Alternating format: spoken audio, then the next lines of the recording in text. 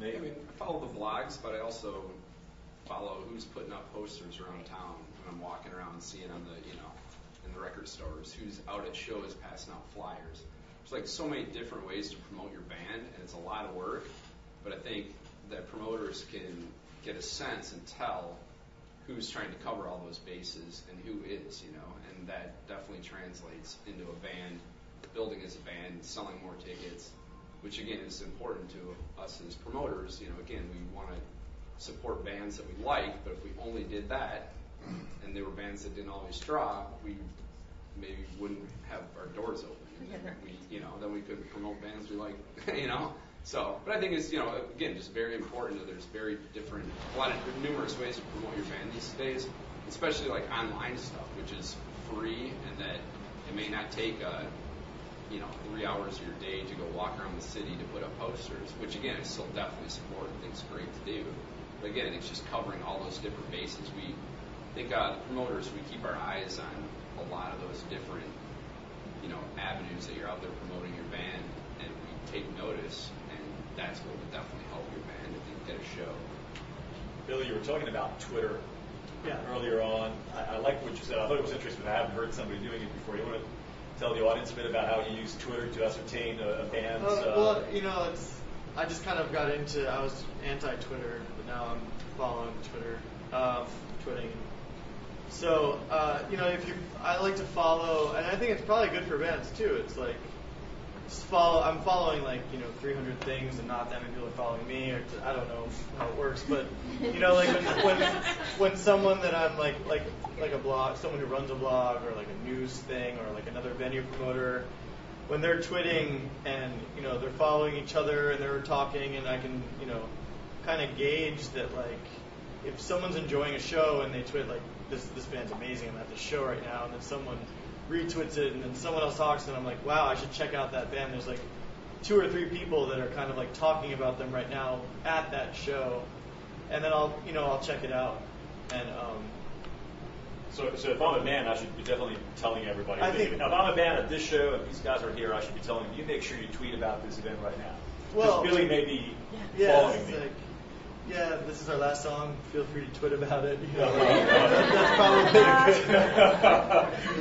No, but it's, Or giving you paying attention to your smartphone right now. Well, it's kind of find out who everyone is. Kind of, it's kind of stupid, but it makes sense, I guess. But chasing the buzz. It's kind of find out who everyone's following, and then check out what they're doing, and then maybe get them to check you out, and then it just everyone.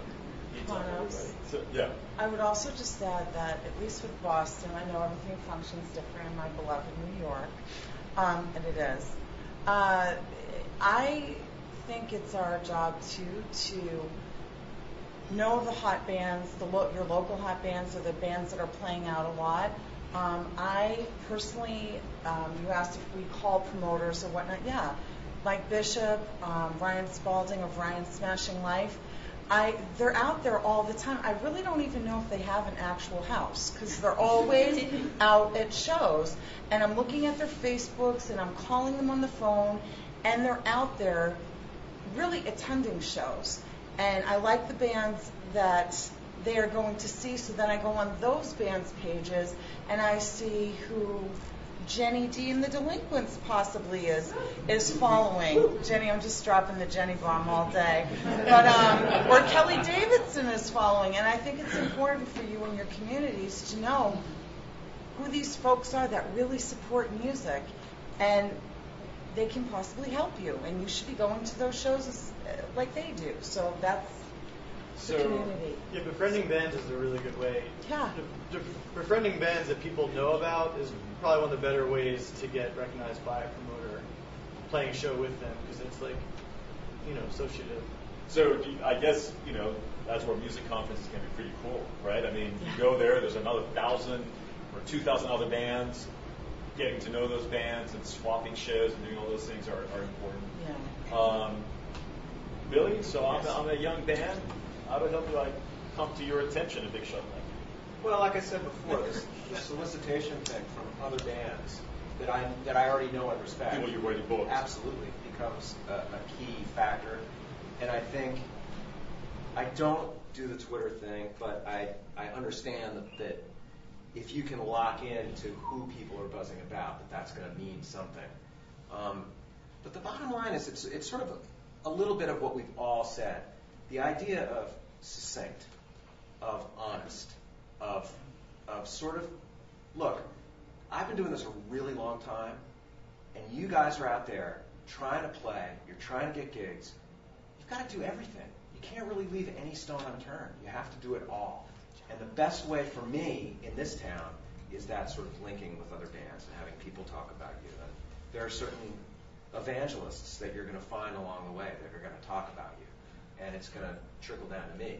And I was telling these guys a little bit earlier, just one quick moment. I was talking to a guy the other day. We're sitting in the dressing room, and he's asking me this very question: how do I go about doing this? And I sort of wound up with a scenario, and I said, let's say I'm emailing right now with the head of High Road Touring, Frank Riley, and I mention you. And I say, you got to see these guys. These guys are really unbelievable. Check this out. And I send a link. What is that? What did you guys give me that I just sent him? Because I know he's got about 30 seconds to look at it, and if he's excited about it, he is going to be the evangelist, and it's going to spread like wildfire. Everybody will talk about it. So I think it's really important for bands artistically to know that moment and to be able to capture that moment and give that to me. Because all of us have about 30 seconds. My inbox is insane how much email comes through. How many submissions do you get? I mean, people I would who are say trying to for reach me, I don't know what's like you guys. An average day for me would be out of 85 emails, there's probably 30 to 35 of bands from all over the world. A day. That I've never, every day, 7 days a week, nonstop. Bands I've never heard of. How many of these do you guys comb through? Like, per band you book, how many do you estimate you actually look at before you pull the trigger? I know it varies depending on the venue, but I'm just curious. I look at everyone. Or I'll mark as unread and go back at the end of the week or something and make sure I at least, even if I just look at it for 0.5 seconds.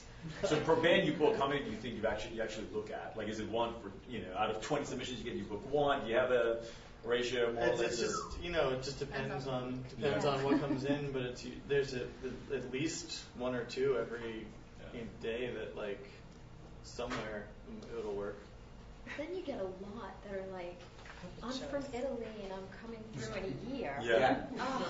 That makes me crazy. My inbox is full of I got that saved email ones. too. Yeah. And puppet shows. Yeah. And puppet shows. You need to send out something realistic instead of sending something out. Yeah. And it's people are not going to book you 4 months in advance if you don't have a following in the market. And those are the bands sometimes that want to get booked 4 months in advance because they're so worried that their tour won't come to fruition. How far in advance do you book? We were talking about this. Actually, you blew me away with the fact that sometimes you'll book shows right the same day. Somebody. You guys can all call me tomorrow. I might have a gig for you. Whoa. Yeah. Careful what you say. I'm Dana. Wow. Well, I book 7 nights a week in that performance space, and I also book the entire nightclub, a rooftop bar with all sorts of lifestyle parties. I mean, it gets crazy. So every once in a while, someone's going to cancel on the same day, or the next day, or the next week. And then I'm combing through my emails going, okay, who are the newest bands writing me? You know what I mean? Because those are the ones that, want to play soon. Mm-hmm. And some of them, if they say, I'm ready to play at a moment's notice, all right. So if I like the music and I think it makes sense, and, they're going to bring something to the table, too, for me. So it seems like the smaller clubs tend to book a lot less far out. No. Well, Not really. sometimes No. we're booking 4 months in advance for the stuff that we know, that comes to us that we know we want to book. But the average, what do you I think think? the average- 6 weeks, 8 weeks out?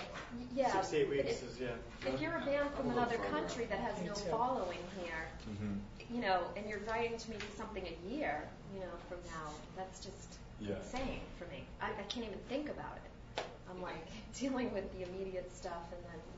I think it's kind of what we're saying. We get a lot of emails.